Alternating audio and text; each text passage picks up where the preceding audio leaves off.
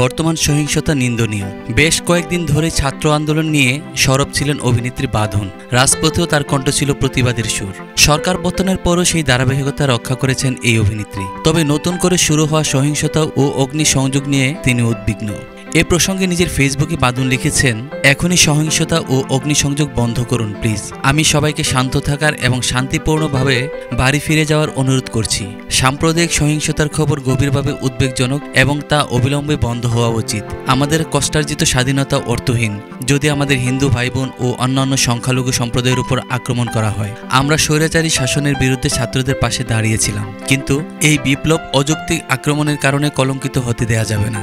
আমরা প্রতিবাদকারীদের কাছে অনুরোধ করছি, শান্ত হয়ে দাঁড়িয়ে থাকুন।